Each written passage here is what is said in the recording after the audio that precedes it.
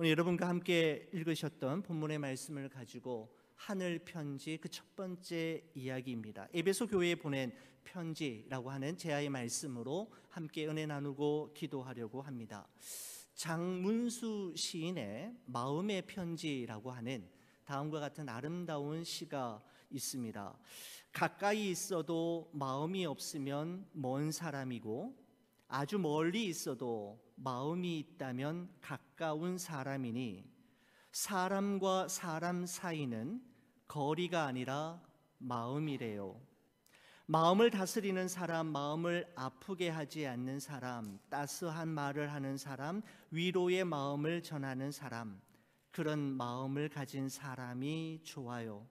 그런 마음을 갖고 살아요 라고 하는 시입니다. 참 쉽고 간결하면서도 참 공감이 되는 시라고 생각이 됩니다. 특별히 가까이 있어도 마음이 없으면 먼 사람이고, 그죠?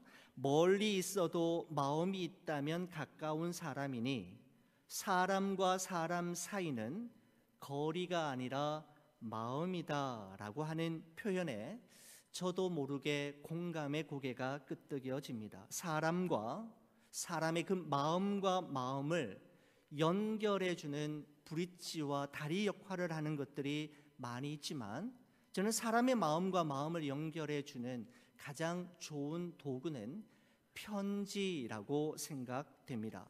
여러분, 우린 지난 몇 주간 동안 교회 이사를 위해 이삿짐을 싸고 버리고 정리하는 그야말로 어마어마한 일을 치르지 않았습니까? 지난 15, 16년 동안 꾸준히 장만해 왔던 비품들, 게다가 통합된 두 교회의 이삿짐인 만큼 가져가야 할 이삿짐도 많았지만 처분하고 버려야 할 물품 또한 만만치 않을 정도로 많았습니다. 제가 성격상 정말 과감하게 버리는 것 정말 힘들어하는 스타일인데 이번만큼은 어쩔 수 없었던 것 같습니다. 여러분, 그런데 이번에 교회 물품을 하나 둘씩 정리하면서 다 버릴 수 있었지만 정말 버릴 수 없었던 것 두 가지가 있었습니다. 그 첫 번째는 성경책이었습니다. 과연 교회 이사인 만큼 교회에 돌아다니는 여기저기 흩어져 있는 성경책이 너무너무 많았습니다. 먼지가 잔뜩 묻어 있고 색깔이 누렇게 변해서 너덜너덜해진 성경책, 빛바랜 오래된 성경책이 있는가 하면 읽은 흔적이 한 번도 없어 보이는 깨끗한 성경책도 있었습니다. 언덕처럼 수북히 쌓여 있는 책더미와 쓰레기 더미 속에서 눈에 띄는 대로 정신없이 성경책만 골라냈던 하루가 있었습니다. 상자에 담아보니 상자가 가득 채워졌습니다. 그리고 지금 제 방 책꽂이에는 그때 쓰레기 더미와 책더미 속에서 건져 올린 성경책들이 가지런히 꽂혀 있는데, 다시 생각해 봐도 참 잘한 일이다 싶은 생각이 듭니다. 여러분, 그리고 절대로 버릴 수 없었던 것 두 번째는 가족과 성도들이 손글씨로 써준 편지와 카드들이었습니다. 여러분, 요즘은 이메일이나 카톡으로 언제 어디서나 쉽게 빨리 문자와 메시지를 보낼 수 있는 시대라서 손으로 직접 쓴 잉크가 묻어있는 편지와 그 사람의 따뜻한 그 체온이 묻어있는 카드가 얼마나 귀한지 모릅니다. 또한 우리는 손글씨를 통해서만 느낄 수 있는 특별함이 있기 때문에 우리는 손으로 쓴 카드를 버리는 것이 그리 쉬운 일은 아닙니다. 여러분, 연애하실 때 서로 편지, 카드 많이 주고받으셨습니까? 저는 아내와 연애할 때 제가 카드, 편지 훨씬 더 많이 보냈습니다. 훨씬 더. 저 몇 장 받아본 기억이 없는 것 같습니다. 여러분, 사랑하는 사람이 쓴 편지, 카드 한 번 읽고 쓰레기통에 던져버리는 사람 있을까요? 아무도 없을 것입니다. 글자와 글자 사이 행과 행 사이에 스며들어 있는 그 사람의 마음과 진심을 읽어내기 위해 읽고 또 읽고 묵상하고 또 묵상하며 촛불을 켜놓고 기도까지 했던 기억이 있지 않습니까? 그렇습니다. 편지는 마음과 마음을 연결하고 이어주는 브릿지 역할을 함에 분명합니다. 오늘부터 7주간에 걸쳐서 여러분과 함께 나누고 싶은 말씀은 하늘로부터 온 편지, 하늘 편지입니다. 보다 구체적으로 말씀드린다면 예수님께서 소아시아에 있는 7 교회에 보내신 편지 7통입니다. 여러분, 7통, 7이라고 하는 숫자가 가지고 있는 완전함과 전체라고 하는 의미를 통해서 볼 때, 특별히 편지 7통은 이 땅 위에 존재하는 하나님의 모든 교회들에게 보내는 예수님의 편지입니다. 소아시아 7 교회만이 아니라 이 땅 위에 존재하는 모든 교회와 성도들에게 보내는 편지라는 것이죠. 여러분, 제가 하늘로부터 온 편지, 하늘 편지 7통에 대해서 특별히 관심을 가지게 된 이유는 이제 라하브라에서 새롭게 시작하는 우리 좋은 비전 교회를 향한 우리 주님의 간절한 바람과 기대가 무엇이며 우리 교회와 우리 성도들이 함께 세워나가야 할 주님의 마음에 합한 바로 그 교회와 그 성도의 모습은 또한 무엇이어야 하는지에 대한 이 중요한 질문에 대한 해답을 이 7통의 편지를 통해서 발견할 수 있겠다라는 생각이 들었기 때문입니다.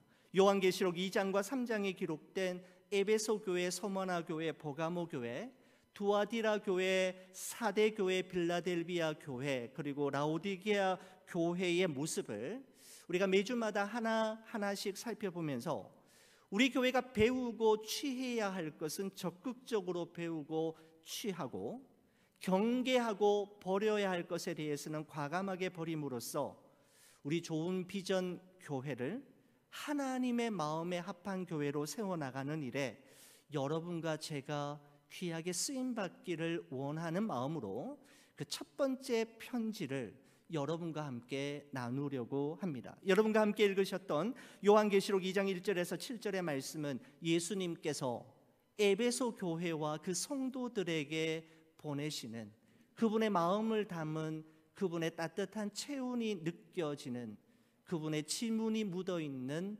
편지 한 편입니다. 여러분, 에베소 교회가 세워진 에베소라고 하는 도시는 소아시아의 서쪽 에게해 연안에 위치했던 아름다운 항구 도시로서 소아시아에서 가장 큰 로마 행정의 중심지였습니다.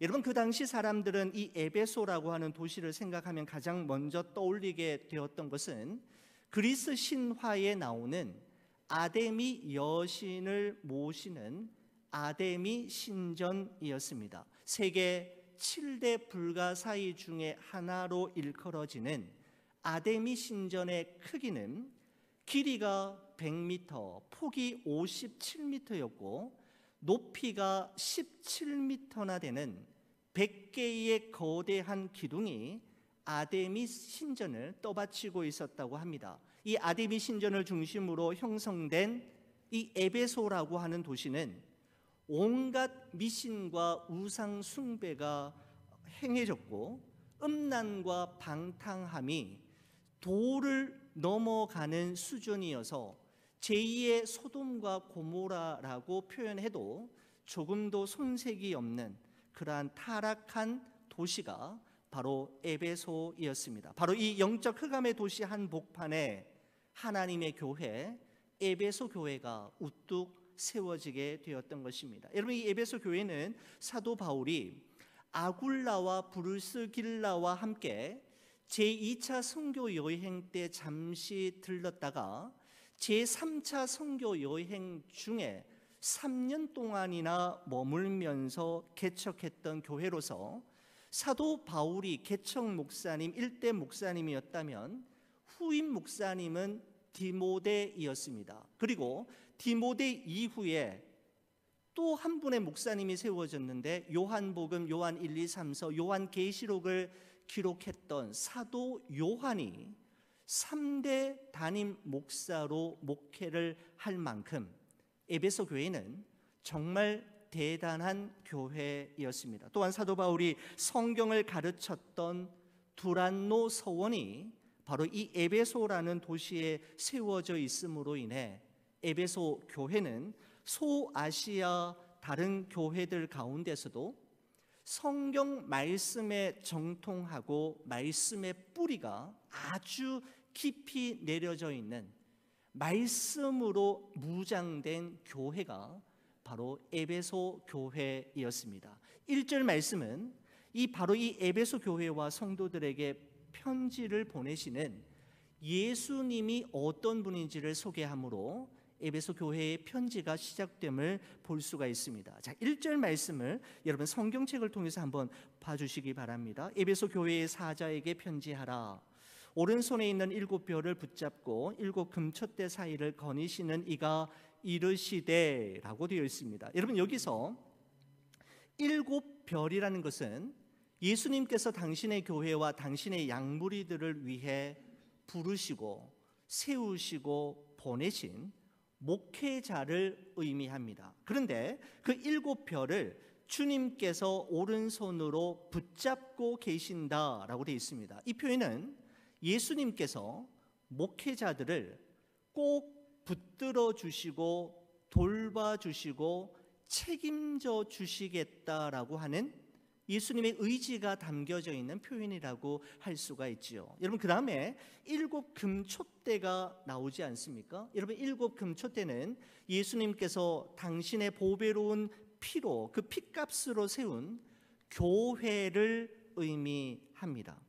그런데 그 주님께서 이 7 금촛대 사이를 거닐고 계신다라고 표현하고 있는데 이것은 예수님께서 교회의 이곳저곳을 친히 살피시고 교회의 모든 상황과 형편을 헤아리시고 파악하고 계신다라는 것을 의미하는 아주 중요한 표현입니다. 한마디로 요약해서 말씀드린다면 이렇게 정리할 수 있을 것 같습니다. 교회의 주인은 하나님이시요 하나님의 절대 주권 안에 교회가 있다.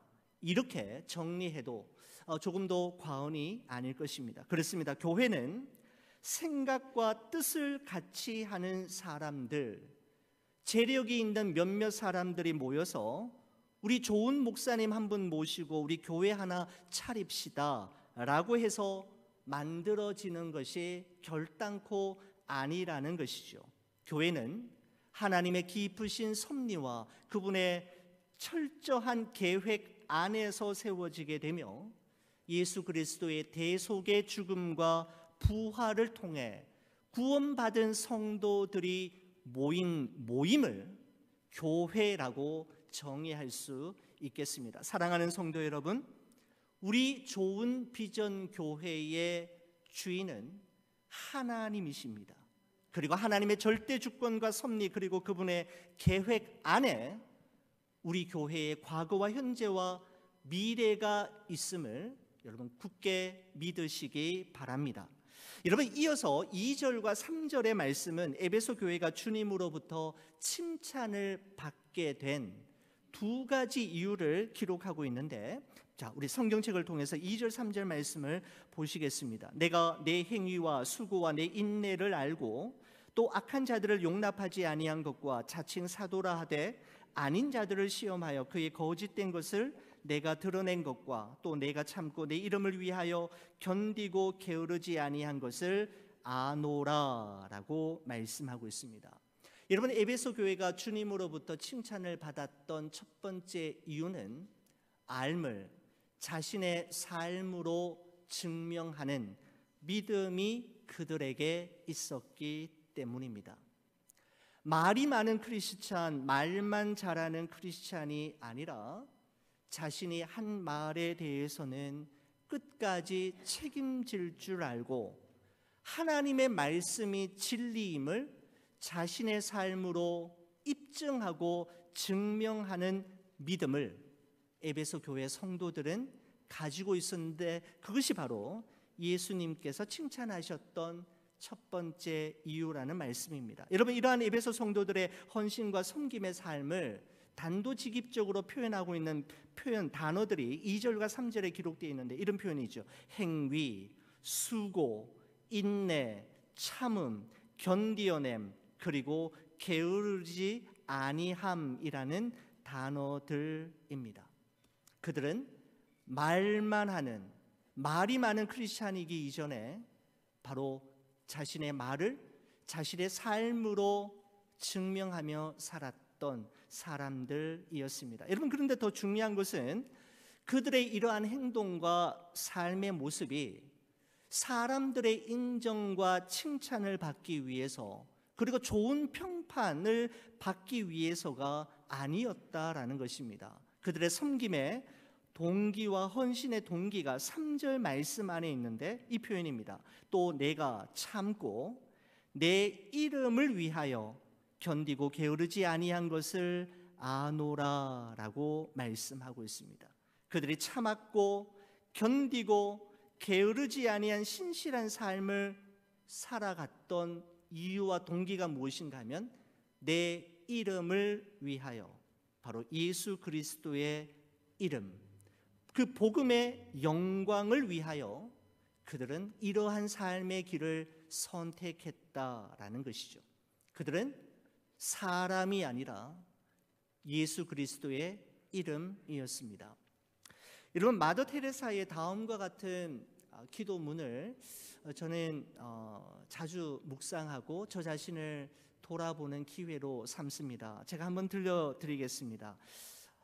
오 사랑의 주님, 존경받으려는 욕망으로부터, 사랑받으려는 욕망으로부터, 칭찬받으려는 욕망으로부터, 명예로워지려는 욕망으로부터, 찬양받으려는 욕망으로부터, 선택받으려는 욕망으로부터, 인정받으려는 욕망으로부터, 인기를 끌려는 욕망으로부터 나를 자유하게 하소서.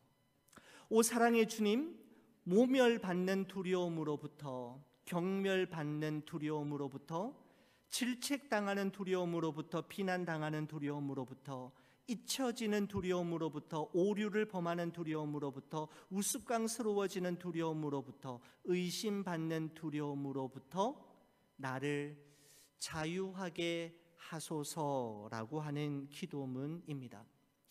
처음에 목회를 시작할 때는 이 기도문의 의미가 무엇인지 전혀 깨닫지 못했는데, 조금씩 이 마더 테레사의 기도 9절 9절 19 속에 어떤 의미가 담겨져 있는지를 저는 많이 절감하게 됩니다. 마더 테레사에게도 이런 마음, 이런 욕망, 이런 두려움이 있었다라는 사실에 저는 먼저 놀랬고, 정말 저 자신에게는 위로가 되었습니다. 제 자신 안에도 이런 마음, 이런 욕망, 이러한 두려움이 언제나 꿈틀거리고 존재해 있기 때문입니다.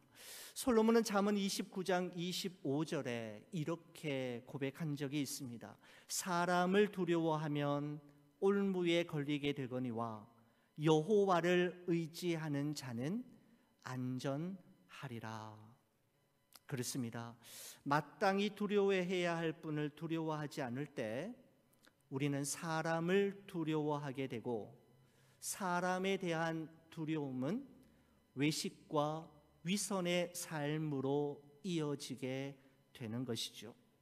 우리 좋은 비전 교회의 모든 사역들은 오직 하나님의 영광과 예수 그리스도의 이름을 위하여 계획되고 준비되어지고 실행되어서 하나님의 마음에 꼭 합해지기를 간절히 축원을 드립니다. 여러분, 주님께서 이 에베소 교회를 칭찬하신 두 번째 이유는 에베소 교회가, 그리고 성도들이 진리의 말씀 위에 든든히 서 있었기 때문입니다. 여러분, 2절의 말씀을 한번 다시 보십시오.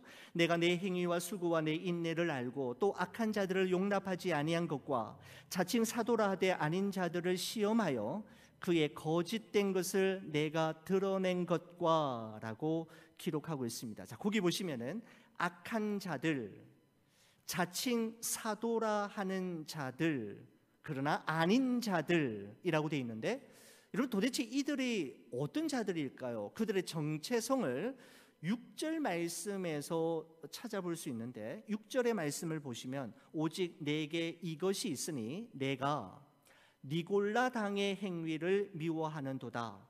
나도 이것을 미워하노라 라고 말씀하고 있습니다. 바로 니골라 당의 가르침과 행위를 의미하는 것인데, 한마디로 말하면 영지주의입니다.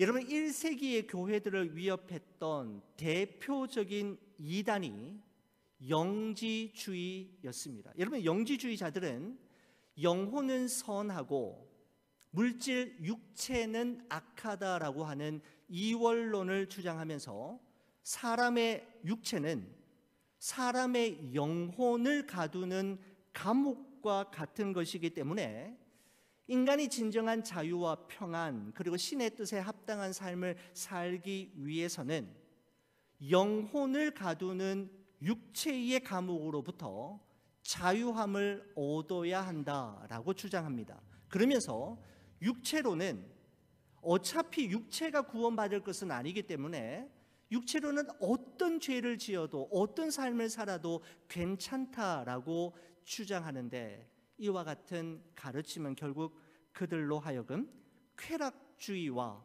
금욕주의의 삶을 부추기게 만들었습니다. 여러분, 하지만 성경의 가르침은 그렇지 않습니다. 성경은 우리의 몸, 우리의 육체가 쓸모없는 것이요 악하다라고 기록하지 않고 있습니다. 고린도전서 6장 19절에서 20절의 말씀, 우리 이 말씀은 저와 함께 같이 한번 읽어보겠습니다. 같이 봅니다.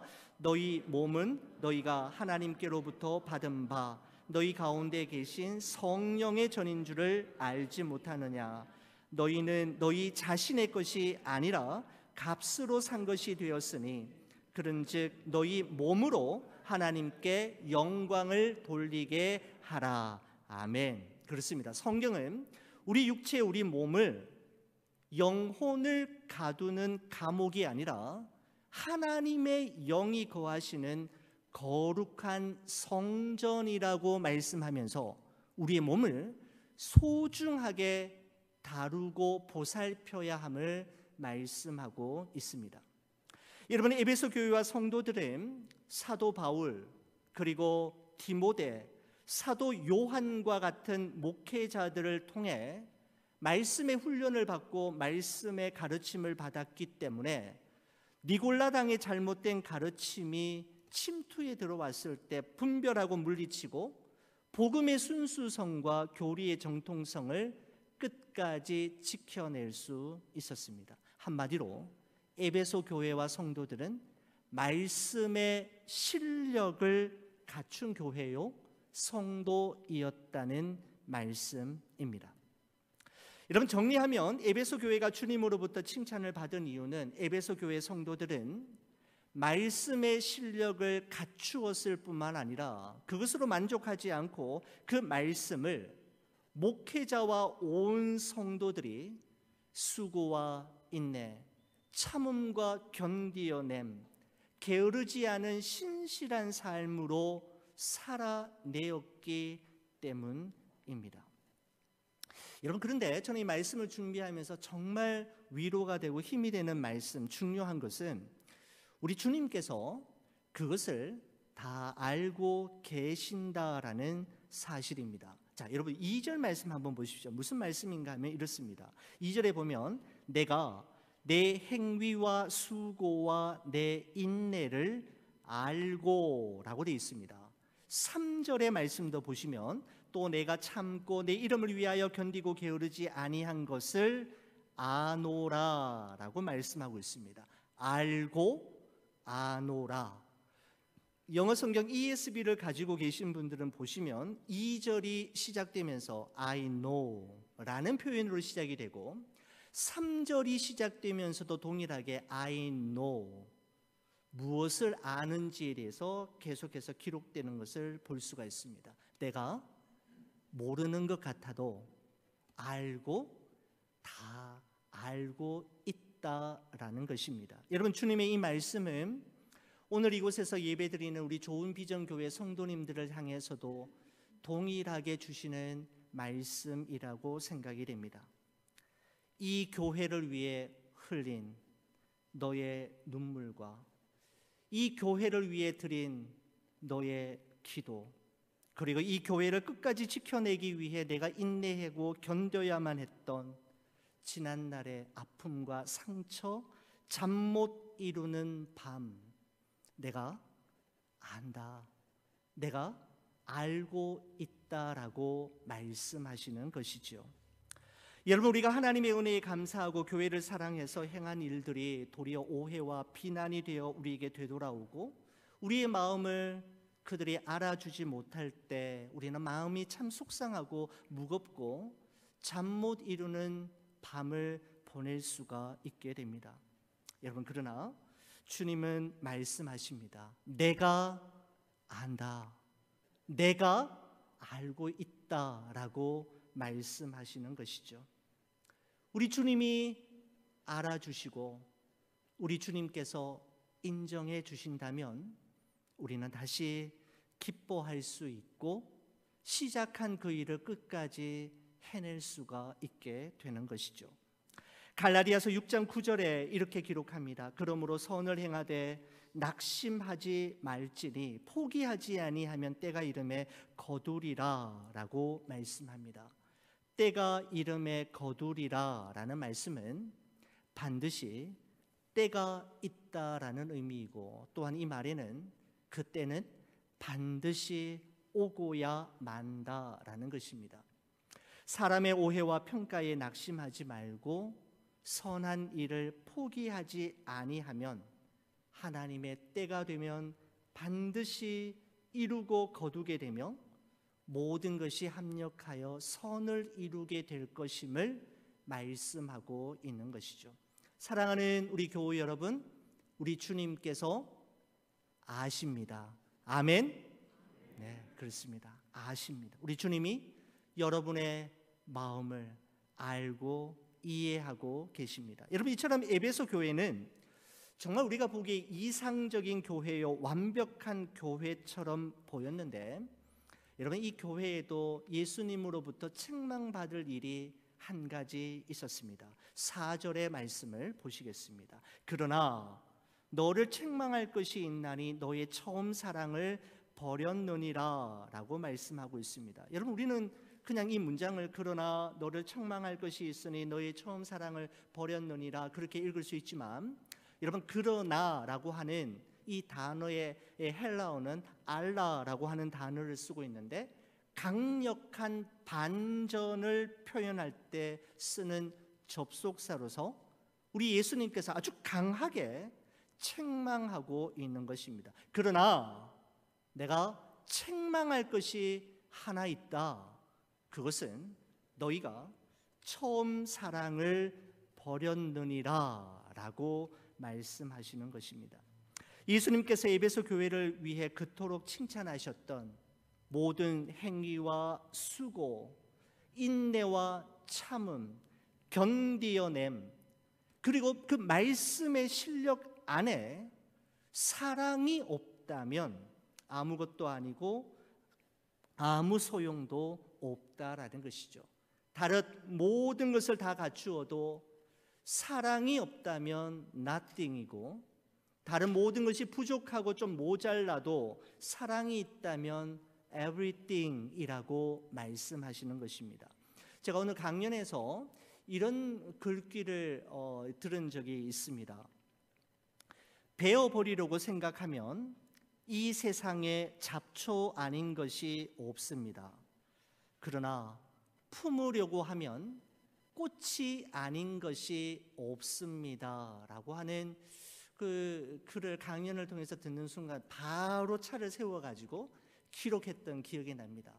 베어버리려고 생각하면 이 세상에 잡초 아닌 것이 없고, 그러나 품으려고 하면 꽃이 아닌 것이 없다라고 하는 이 짧은 표현이 저희 라하브라에서의 목회의 결이, 방향이 어떠해야 하는지를 주님께서 말씀해 주시는 것 같았습니다. 어떻게 생각하느냐, 어떤 마음가짐으로 이 세상을 살아가느냐에 따라 이 세상은 뽑아버려야 할 잡초로 가득한 곳이기도 하고, 반대로 이 세상은 아름다운 꽃으로 가득한 곳이기도 합니다. 그렇습니다. 사랑하면, 사랑의 눈으로 바라보면 꽃이 아닌 것이 없습니다. 여러분, 5절 말씀은 그 처음 사랑을 회복하는 길에 대해서 말씀하고 있는데요, 5절 말씀 한번 보십시오. 그러므로 어디서 떨어졌는지를 생각하고 회개하여 처음 행위를 가지라. 만일 그리하지 아니하고 회개하지 아니하면 내가 내게 가서 내 촛대를 그 자리에서 옮기리라 라고 말씀하고 있습니다. 어디서부터 내가 잘못되었는지, 언제부터 내가 이렇게 되었는지를 생각하고 회개하고 다시 처음부터 시작하라는 것이죠. 여러분, 그렇습니다. 이 땅 위에 문제 없는 교회, 문제 없는 성도는 존재하지 않습니다. 다만 그 문제를 해결하고 그 문제를 통해 성숙해진 교회, 그 문제와 아픔을 딛고 일어나 빛을 발하는 교회와 성도들만이 존재하는 것이죠. 여러분, 하지만 주님께서는 너희가 만일 처음 사랑과 처음 마음, 그 처음 행위를 회복하지 아니하면 내 촛대를 옮기리라 라고 말씀하셨습니다. 여러분, 이것이 도대체 무슨 의미입니까? 이것은 교회의 생명력을 빼앗아 가겠다라고 하는 의미입니다. 교회 이름도 있고 교회의 건물도 버젓이 서 있지만 그 안에 처음 사랑을 회복하지 않고 처음 행위를 회복하지 않으면 그 안에 경건의 능력, 복음의 능력, 십자가의 능력, 성령의 역사하심이 전혀 나타나지 않는 교회, 생명력을 잃어버린 교회로 전락하게 될 것임을 말씀하고 있는 것이죠. 결국 이것은 예수님으로부터 버림받는 교회가 될 거라는 무서운 경고의 말씀입니다. 여러분, 책망과 경고의 말씀을 하신 주님은 7절에서 다시 에베소 교회를 향해 소망을 약속하십니다. 우리 7절 말씀, 우리 마지막 절 말씀인데요, 같이 한번 읽어보겠습니다.